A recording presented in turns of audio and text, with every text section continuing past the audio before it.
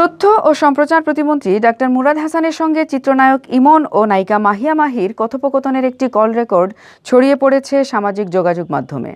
Audio ক্লিপটিতে শোনা যায় মাহিকে তাৎক্ষণিক তার কাছে যেতে বলেছেন প্রতিমন্ত্রী মুরাদ। নায়িকা এড়িয়ে যাওয়ার চেষ্টা করলে তাকে অকথ্য ভাষায় গালাগাল করেন এবং হুমকি দেন তিনি। আর এরপরেই ডাক্তার মুরাদ হাসানকে নিয়ে শুরু হয় তুমুল সমালোচনা, যার পরিপ্রেক্ষিতে তাকে তথ্য প্রতিমন্ত্রীর পদ থেকে পদত্যাগ করার নির্দেশ দেন প্রধানমন্ত্রী শেখ হাসিনা। মঙ্গলবার দুপুরেই নিজ দফতরে পদত্যাগপত্র পাঠিয়েছেন ডাক্তার মুরাদ। প্রতিমন্ত্রীর ফোনালাপ ফাঁস নিয়ে সোমবার রাতে সৌদি আরব থেকে লাইভে এসে নিজের বক্তব্য জানিয়েছিলেন চিত্রনায়িকা মাহিয়া মাহি।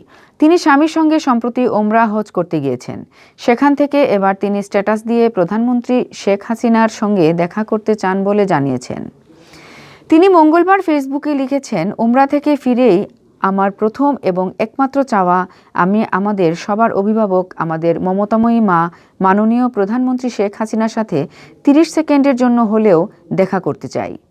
অনেক কিছু বলার আছে। এই মনোবাসনা নিয়েই আমি মক্কা ত্যাগ করব। আমার বিশ্বাস এই চাওয়া ব্যর্থ হবে না।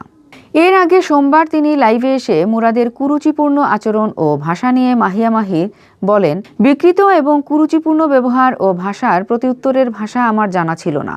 নম্রতা আমার পারিবারিক শিক্ষা। মাহি আরও বলেন, আমি আরও একবার দেশবাসীর কাছে ছোট হলাম, কিন্তু আপনারা নিজের থেকে একটু চিন্তা করে দেখবেন এই ভাষার প্রতিউত্তর কি দেওয়া উচিত ছিল। সেদিন আমার আসলে কিছু বলার ভাষা ছিল না, তাই সেদিন কিছু বলিনি। আমি সেদিন চুপ থেকেছি পাশ কাটিয়ে। মাহিয়া মাহি বলেন, আমি সাংবাদিক ভাইদের বলছি, দুঃখ প্রকাশ করছি। আমার জায়গা থেকে আপনারা বিষয়টি চিন্তা করেন। আমি আসলে এখন কারো ফোন রিসিভ করছি না।